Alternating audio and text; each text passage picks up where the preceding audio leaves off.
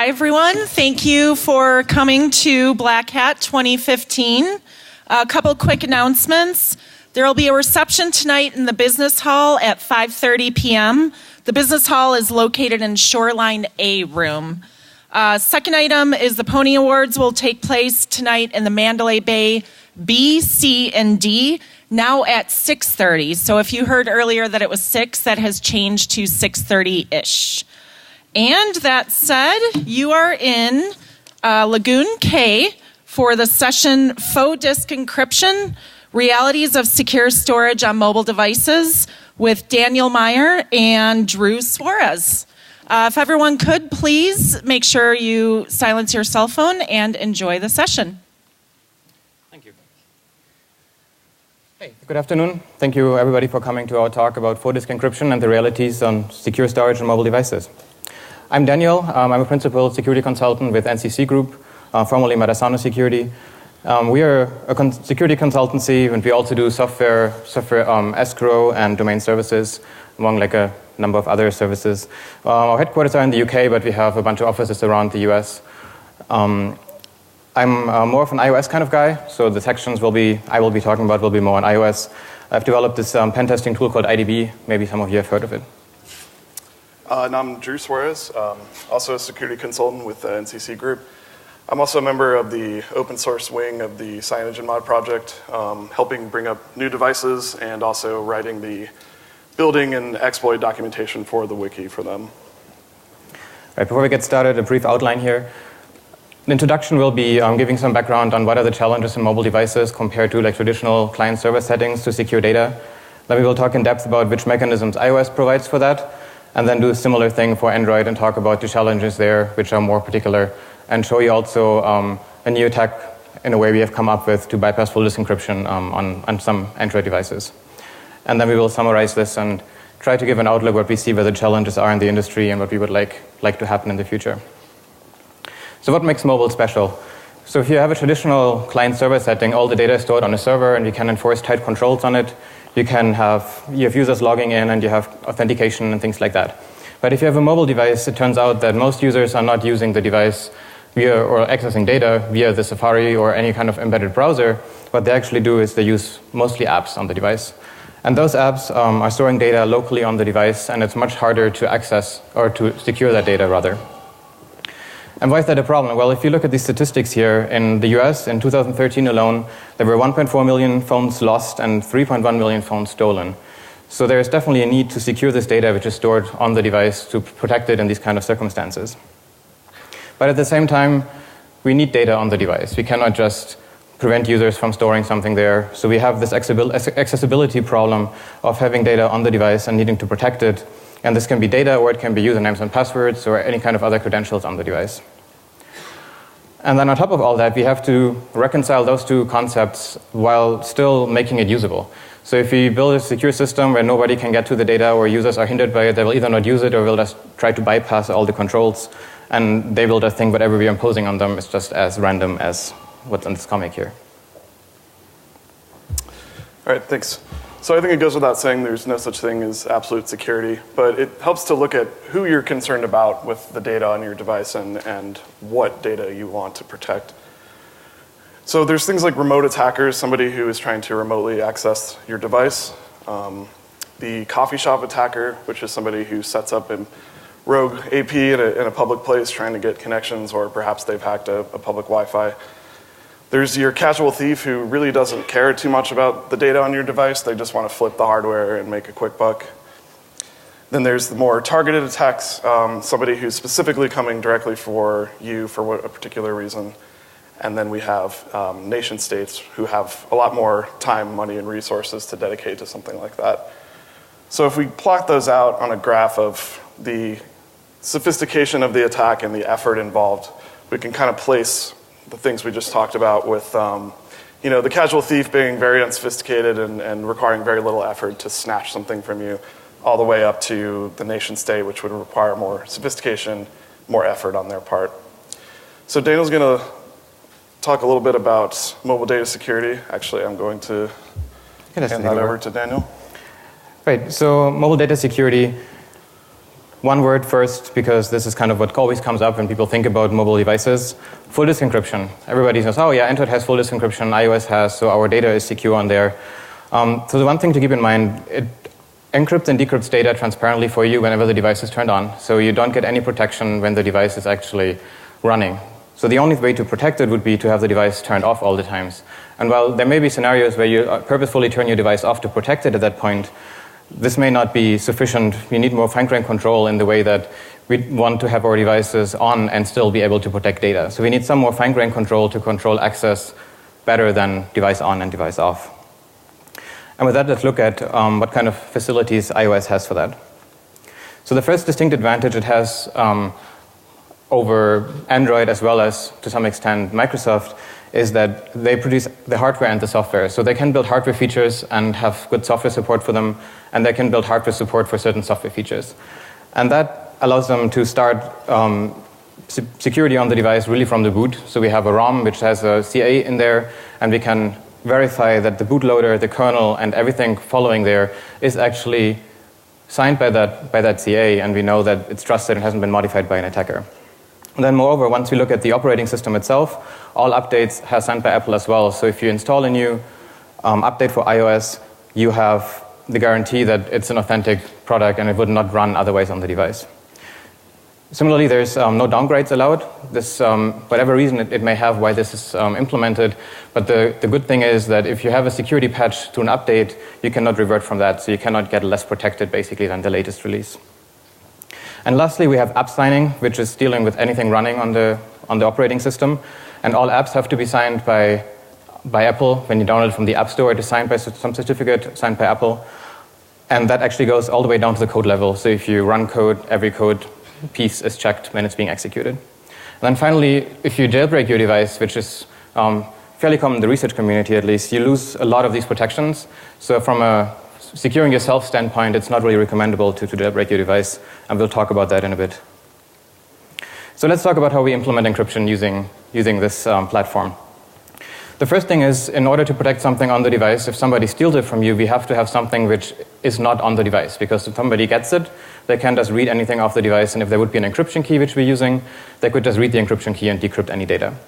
So that's where the device passcode comes in. So whenever you type in your passcode on an iOS device, it will use PBKDF2 to derive an encryption key from that and use that to wrap data which you choose to protect under this class.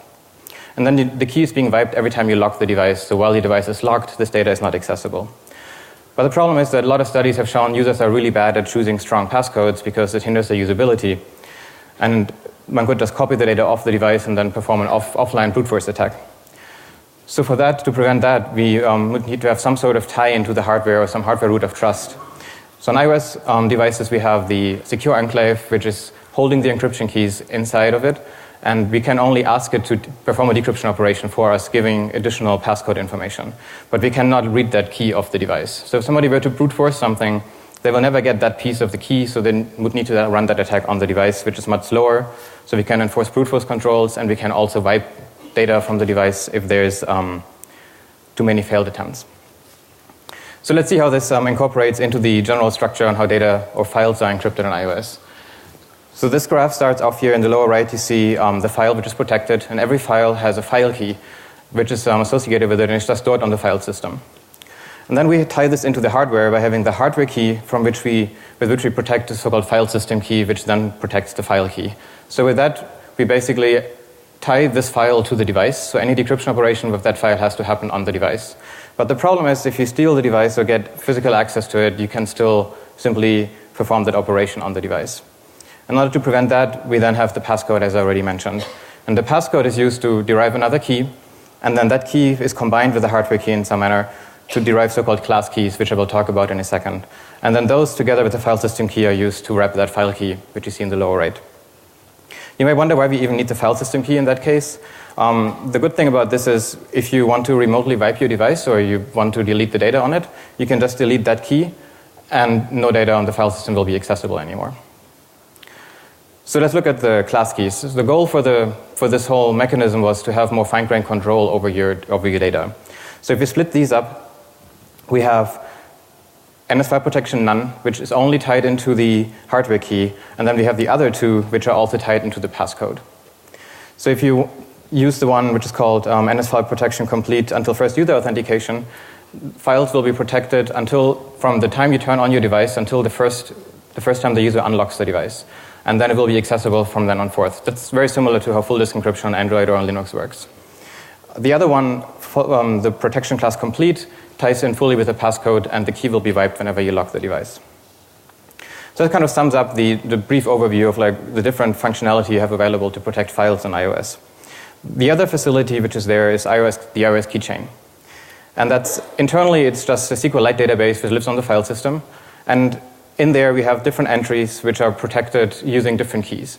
So you have each entry in the SQLite database protected using a key which gives you the different guarantees we already talked about. It's very similar.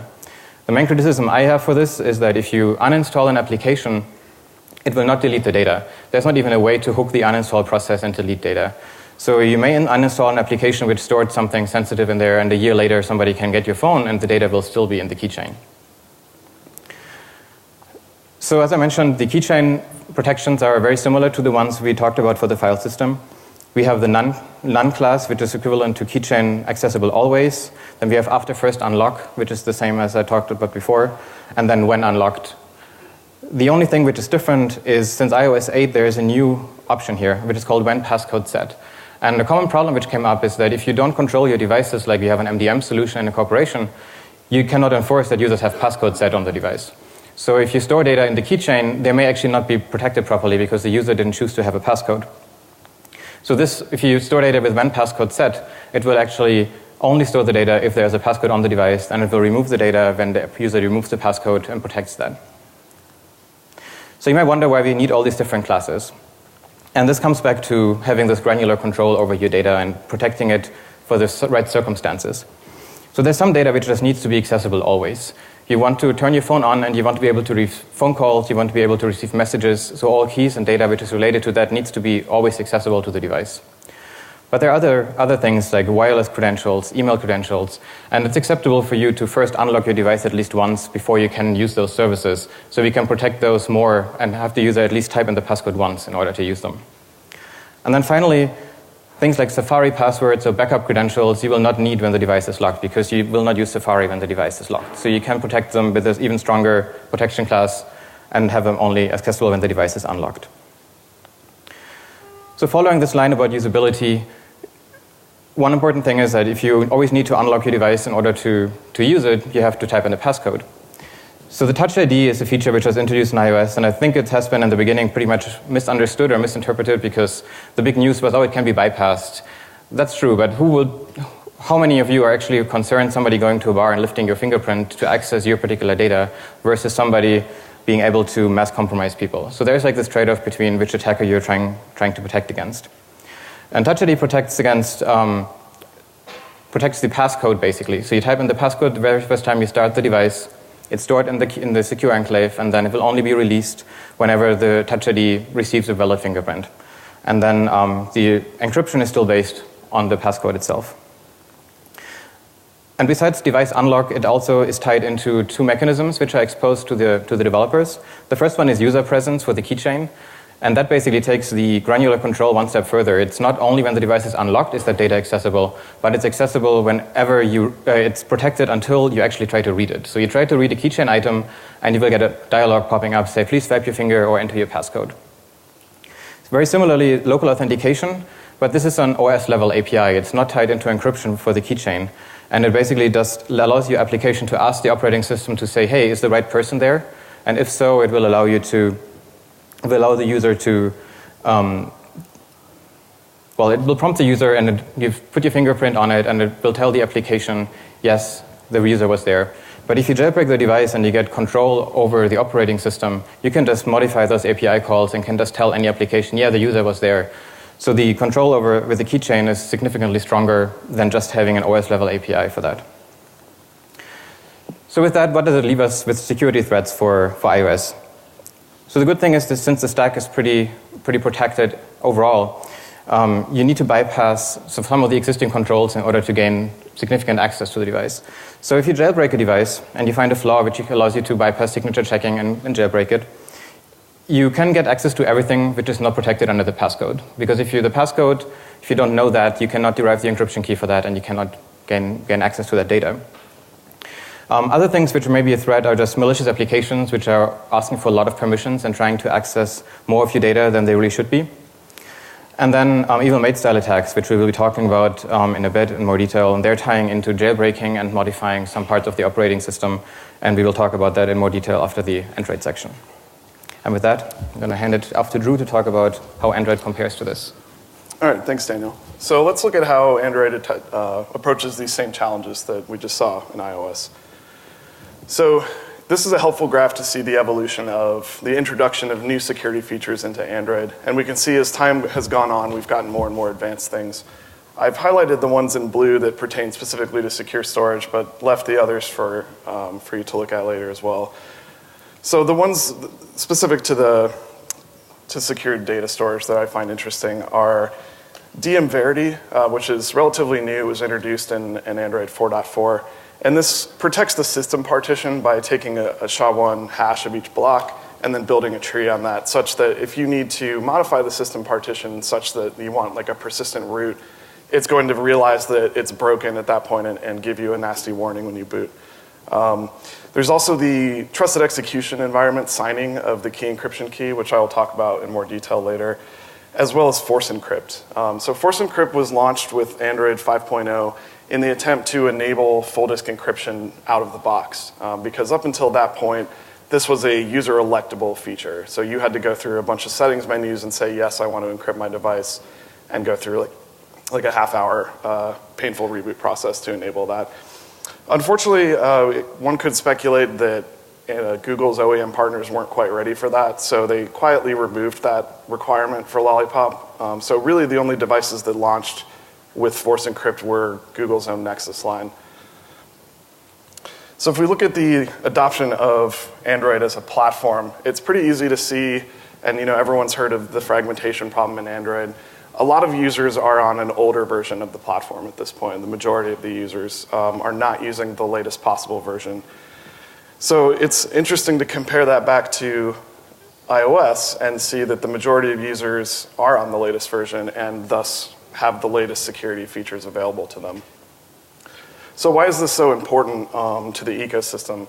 It has a very large effect on application developers who want to make their application run on all versions of the platform, but can't guarantee that they have access to the security APIs and the features that the newer versions have provided. So there's a code complexity problem in that you need to make decisions based on what version that your application's running on. And as we mentioned, access to the most secure features is not always available for everyone. And that brings us to the interesting problem of the OTA process for Android. And this is a very complex problem that I'm summarizing very quickly for you, but Google tends to provide these things pretty quickly in AOSP, in the Android open source project. But it takes a while for those actually to get out to the end user because OEMs like to customize Android and have their own brand, and so they add on all these new features. So when these things come out, it goes to the OEM level, they make their changes, and then another layer of complexity is that the carriers are involved in this as well. So the carriers need to certify the builds, they want to add in the cool NASCAR app, I guess, or whatever, to the ROM. So this makes things slower in terms of users actually receiving timely updates to their device. So we're going to briefly talk about how the Android encryption system works. This is a simplified version, and also of note, this is the Google-specific version. OEMs tend to make modifications to this, but that's sort of outside the scope of what we're going to talk about here. So a device encryption key is generated randomly when you elect to enable full disk encryption. This is based on dmcrypt, the device mapper portion of the Linux kernel. It uses AES 128 in CBC mode, along with an ESSIV SHA-256 for each of these sectors, and then you encrypt the volume in this fashion. But since this is not derived from the user passcode, we need some way to have a passcode on top of that such that if you want to change your passcode, you don't have to re-encrypt your volume. So this problem is solved with what's called the key encryption key and an initialization vector. And so the key encryption key is derived from a user-supplied passcode. This wraps the device encryption key, and then that is stored encrypted in the crypto footer, which I'll get more into later. So we can see here the lock screen. This can be a PIN, pattern, or passcode. In Android 4.3 and below, this was handled by PBKDF2. After and including the KitKat release, Android 4.4, Google switched to scrypt in an attempt to reduce the brute force attacks on the PIN codes. And then finally, in Lollipop, Google introduced a new feature that allows you to sign the password key with something from the trusted execution environment that cannot be removed, such that if you want to do some sort of attack on this, you're going to need to use the device now. And this was brand new for 5.0. So referring back to the crypto footer, it's worth noting that Android's full disk encryption actually only protects one partition of the entire flash device, and that's the user data partition. This is where all user settings are stored. Anything you download is stored there. The crypto footer, which I referred to earlier, is usually carved out of this user data partition. It's 16 kilobytes at the very end of it. More modern devices, we're starting to see that there's a dedicated partition for crypto metadata. And as I mentioned, the master key or the device key is stored as encrypted by the key encryption key here. If you're familiar with Lux at all, it's a very similar idea, except it has one significant difference in that it only has one key slot. So you're only able to have one key stored. There's a lot of projects that require heavy customization of the ROM you're running, but that allow you to have a very strong boot decryption password and then also have like a passcode that's a little bit more reasonable so that you can have the very complex one and the more user-friendly one as well. But again, this is not standard and requires modification to the platform. So a word on how Android handles credential storage. The system credential store will hold things like VPN keys, Wi-Fi, asymmetric keys, either from applications or your own keys if you want. These are encrypted by a key that is derived from the user's passcode. And this can be hardware backed, which is a new security feature that a lot of devices are shipping with these days that actually lets you store the keys in hardware backing such that they can't be removed from the device. So this adds additional security for obvious reasons there. But there are some issues with the key store, namely the fact that developers can't really rely on the fact that somebody has a hardware-backed key store. So there are APIs available that you can test to see if the system you're running on has one, but again, it's inconsistent. And there have been a number of issues that have actually been fixed in Lollipop in 5.0 relating to changing the user's password will actually obliterate keys from the key store and sort of erratic behavior. So this is actually luckily improving with M. It's well documented now. There's different conditions, and we don't have the bug of changing passcodes blowing away keys. So it's an effort to make things more developer friendly. So let's talk about Google and their OEM partners here. The biggest issue here is the wild inconsistency in how many people make Android devices. One of the great things about Android is that you can run on a very budget device or the current flagship and everything in between. So it's a very accessible platform. But with that comes the downsides that you don't have all of the security guarantees across the devices. So there's things like bootloader security is wildly different. Hardware-backed crypto storage, what we just talked about. The availability of a trusted execution environment or a trust zone component. And even the boot image type varies by device. So it's a very complex system. And with different OEMs, as I said, comes different security precautions or protections, I should say. So a lot of devices have an eMMC write protection layer. So even if you are able to root the main system, you're not able to overwrite certain partitions because it'll just discard them at that level. We also have things like the boot image signature verification. So a lot of devices will verify that the boot image is signed properly, but a lot of them also won't, as we'll see coming up. And then there's also the different types of bootloaders. So there's locked, such that that's it. You're not able to modify that in any way. There's locked but unlockable, which is becoming more common from things like Sony, HTC, and the Nexus line, obviously. And this will allow you to get a token, either from the developer program or in the case of Nexus, just enable the option and then use fastboot to unlock your device. And these will responsibly erase the user data partition like you would expect. So it's a difficult problem to solve because it's challenging for Google to enforce standards on their OEM partners because they want to have their own devices, they want to do things their own way. And as Daniel mentioned earlier, Apple has a distinct advantage here because they control the entire stack from the hardware to the software. So they can make this work a lot more cohesively than Google can. So let's talk about the importance of boot security, which is a central point of our discussion here. So on the top left there, we have the bootloader, which we've marked in green as being secure because there's multiple layers of signing that happen as the different bootloaders hand off to each other. If the signing is broken, you're pretty much not going to get a boot. So we consider that to be well-rounded. And then all the way at the bottom, we have the user data partition as illustrated. The user has elected to turn on full disk encryption. They're protected at this layer. But in the middle, we have two possible vulnerable places. One with the kernel itself. As I mentioned, if there's a lack of boot signing verification, you can, in a lot of cases, overwrite this with something that you control. And similarly, the system partition, which is where the main operating system lives, is not encrypted. So in cases where there's no DM Verity, which is really not shipping on any devices at this moment, you can modify the system and make changes at that level. So I want to show a few examples of that. Let's talk first about download mode, or Odin mode. This is a Samsung-specific bootloader interface that ships on all of their devices. It's internally, Samsung uses a tool called Odin to interact with this, and it allows you to arbitrarily write images to the different partitions on the flash. And if you're interested in this, I would definitely recommend Heimdall. This is written by a guy called Ben Doble from Australia, and he's sort of reversed how Odin worked and made a cross-platform open source version of this tool that you can use. But based on what I said, it's clear that this is overly permissive. A user should not be able to arbitrarily overwrite certain parts of their device with user-controlled content.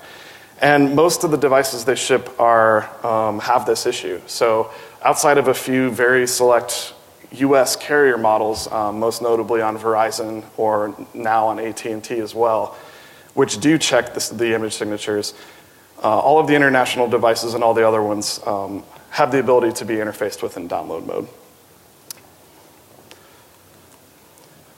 Little Kernel is a bootloader found on many Qualcomm devices, but even something that has open auditing has issues. So there's a couple CVEs related to this that would allow us to bypass image verification. This first one, they forgot to actually check the signature in a build that came out, so there's quite a few devices that let you just fast boot your own image directly, and then from there you can do all sorts of fun things. The next one is a little bit more complex, but you can forge signatures, and this uses RSA cube root attack. I would definitely recommend reading that CVE for the details on that one. It's a little complex. And the last one is relatively new. When updates are flashed with fastboot for system, it's typically a sparse bundle. They did not check the end of the bounds of where that sparse bundle ended, so people figured out it was possible to write past that boundary and potentially overwrite different parts of the internal memory. And lastly, Laugh, which is properly titled because this is a hilarious backdoor that's found on a lot of LG devices. You put it into a special mode similar to Samsung's download mode, and then you use a binary called send command, and it takes one argument, and that is the COM port of what your device is plugged into. And once you issue that command, you are dropped into a root shell, and from there you can do all sorts of interesting things as well.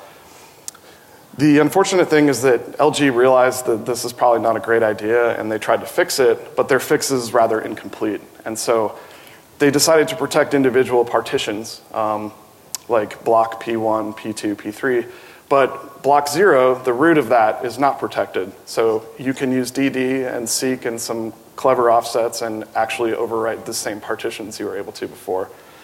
So users are able to impact the boot image here as well. And this was actually shipped on the Nexus 5 as well. So let's revisit the idea that Daniel brought up earlier, that full disk encryption protects when the device is turned off. we are going to demonstrate that that's not always true. And in typical InfoSec fashion in the last few years, there needs to be a cutesy logo and title for this. So we're calling our POC Rosie, the evil Android, evil maid. And in this scenario, we are exploiting permissive bootloaders. So we flash a custom boot image that we've backdoored. And this can happen in under 2 minutes, including multiple reboots. We give this device back to the user. They log in with their encryption code, and this becomes active. We have profit here. So you could do things like hook kernel cryptographic functions and grab the encryption key that way. You can exfiltrate data straight off the device, which we chose to do, and shells, anything you want. You have kernel level access at this point. So we're going to talk a little bit about how we tested and devised this idea. So the first step is to put your device into its permissive bootloader state. Then we use the tool we referenced earlier to flash our own custom recovery image. And that's sort of outside the scope of this, but I've done a lot of prior research on recovery, so I recommend if you're interested in what that is, you can reference that and learn on your own. But basically, a custom recovery provides a nice test harness. It gives you a root shell. You have access to all the unencrypted partitions as root, so you can mount file systems and make changes that way. But it also is a very handy platform for backing up essential firmware and also for flashing your own firmware and getting to a place where if you write something that doesn't boot, you can come back to recovery, fix it, and then you're good to go. So I'm going to hand it over to Daniel to talk a little bit about the next section. So we made our own kernel, first of all, to get it backdoored. Luckily, all kernels which you get for Android devices from the OEMs are open source because the license requires them to make them open source. So you can just go to any OEM and you can download this kernel source code. And then we added a kernel module, which was our backdoor, which is just opening up a UDP connection to a server we control and exfiltrates a file from the device. And obviously, we added this to menu config so that you can conveniently add our backdoor here. And then for testing purposes, all you need to do is you compile the kernel, you create a boot image, which just takes a second or so, and then we can boot into recovery and flash the boot image on the device, reboot and try it out, and if it doesn't work, we just rinse and repeat until we had our final version, which was the boot image, which is backdoored and we knew was working properly. And then we don't need all these steps which we just talked about. And we'll show you in the next video what it takes to actually then just attack a device and how much or how little access you need. All right, so here we're starting with the... I think it's playing now. Okay. Here we're starting with the device on. This is not a requirement, as you'll see coming up, but just for demonstration's sake, we're turning the device off. At this point, we're going to start a counter for when the device is off, because the interesting scenario here is that you think you're protected when this is off. So we're going to boot into our permissive bootloader, accept the warning that custom operating systems can cause problems, obviously.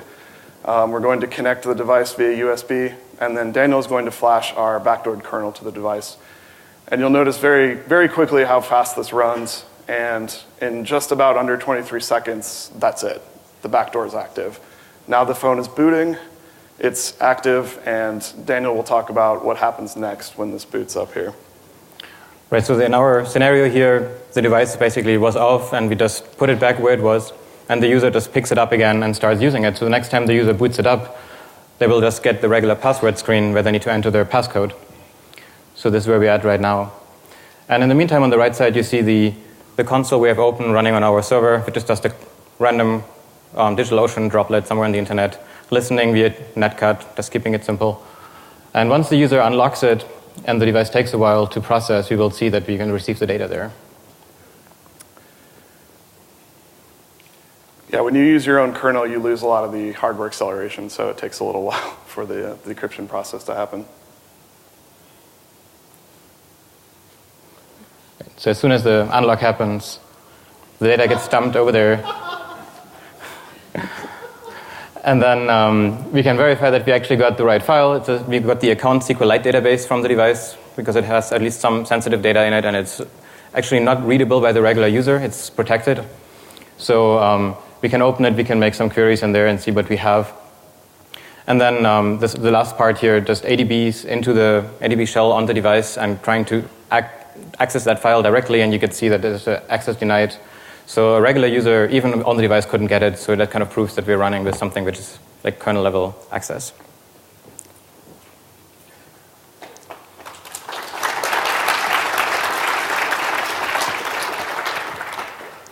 So this is, as Drew already illustrated, by giving the three examples of the different bootloaders which have been vulnerable in the past. This is possible on a number of OEM devices. But it's not really a new problem. This is known that you can do this for a while, and people use it for all kinds of purposes. And it's also not new that you can do backdooring kernels and evil mate attacks and things like that. But we feel like it's important to point out that there is actually a security implication of having permissive bootloaders, and that if you rely on full disk encryption and you don't fully protect the stack along the way, then you basically lose that guarantee which you're hoping full disk encryption can give you. Granted, this requires physical access, but it is still a flaw because people assume when it's off, it's secure. And then lastly, we should talk about that Google also actually has provided mechanisms to prevent this. So if there is facilities there which have signature verification along the way, there is DM Verity support in principle, so we can protect those things properly. It's just not implemented widely yet. And hopefully this will give people some idea that there may be actually a need for doing so in the future. So for iOS, the last point here is this exploited a bootloader which is just permissive by default. If you're able to jailbreak an iOS device, you can do obviously similar things. You can backdoor an application and you can just obtain any data, or you can just backdoor the kernel and you can exfiltrate data that way. So this is not particularly an Android thing, but the attack is just particularly simple for these kind of devices. All right, thanks, Daniel. So this is the slide we've dubbed Drew's Soapbox. So I'm an Android enthusiast. I've been doing custom Android for a while. Thanks. Worked on a lot of devices, and the platform's great, and it's open, and you can create custom things that are useful for you. But these things should be secured by default. Out of the box, you should have security guarantees. And so it would be really helpful if OEMs picked up on that and started to secure these things by default. And in the example we just showed, just verifying the boot image is not going to solve the problem, because you're just locking somebody out of the device that they purchased and want to do legitimate modifications to. And so we get into a scenario where more dangerous exploits have to be designed in order to gain that access back if you're just going to lock the door behind you. Which brings us into responsible bootloader unlocks. This is already happening on a lot of OEMs. Unfortunately, some carriers block this entirely, like Verizon. And this will responsibly erase the user data. So if somebody comes across your device and wants to unlock it, they're going to blow away what they're after, right? If they have an evil mindset. So having this responsible unlock is a good solution. Make the user agree to some conditions and then blow the data away. And I think we also want to see some very clearly documented guidelines of what's protected, because every device seems to have like totally different random things that they're protecting. There's no consistency. And lastly, consistency among Google's OEM partners would really help the ecosystem here. Let's decide on one cohesive bootloader solution that's audited by all parties, that isn't private and closed off and only looked at by a few people. And I think we can solve a lot of these issues that we just showed in our demo here. I'm going to hand it back to Daniel to talk about some alternatives to the platform security. Yes, this kind of wraps up the device-specific discussion. But what do you do if you don't have a passcode set on a device and you can't enforce that? You probably heard there's a lot of app container solutions out there, such as Good or Mobile Iron, things like that. And they basically implement the same thing we already discussed in this talk. They just do it on an app level. So they're going to have a lock screen, and that lock screen will use to derive a passcode, and then all data in the app's container will be encrypted with that data. And then you can wipe the key when you background the app, and you basically build the same mechanism as we've seen before. The one downside here, or the two downsides are, is that crypto is hard, and a lot of things can go wrong. And probably most developers should not try to implement things with basic primitives on crypto, but use libraries for that and try to keep it on a more abstract level. And then the second thing is that these kind of mechanisms are not hardware backed. So if you get somebody's app sandbox and they don't have a strong passcode or something which is easy to guess, you can still run brute force or guessing attacks offline compared to the system protections. And then something else to think about is, do we need to have data on the device? And that kind of goes into the usability discussion in here.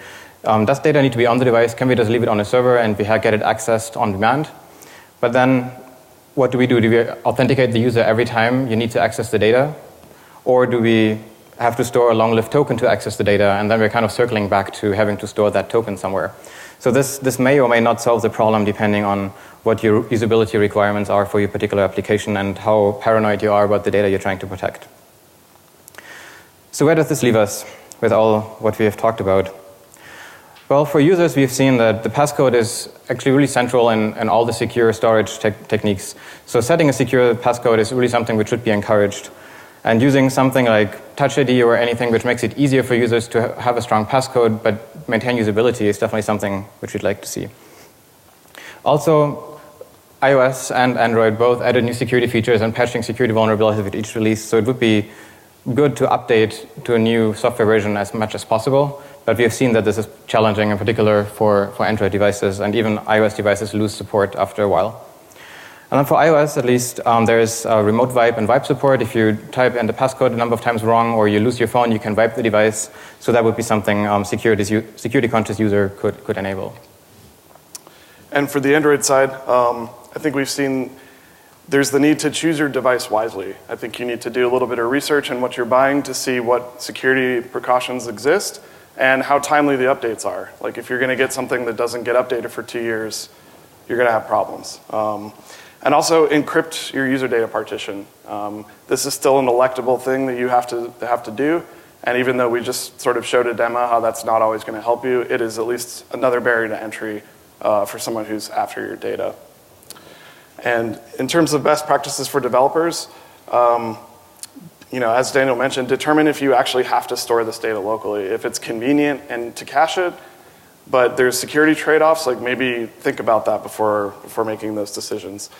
And on Android, it's particularly hard to rely on the platform security in a lot of cases because, as I mentioned, you don't always have access to all the latest stuff in the version you're running.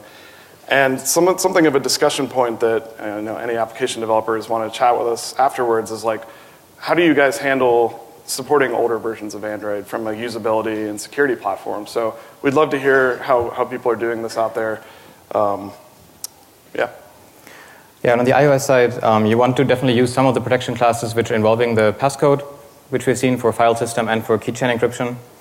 And then if there is a user who doesn't have a passcode set, which you can test using the keychain when passcode set operations and things like that, either you can refuse to store the passcode, or not the passcode, but to store the sensitive data on the device and just have the user log in every time, or you can warn them that it's less secure. So there's alternatives there.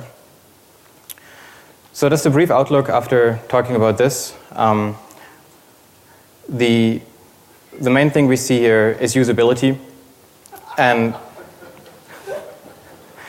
so for users, we need something which goes beyond passcodes. We cannot really expect them to have a very long passcode and type it like 100 times every day into their device. That's not a solution which is really acceptable.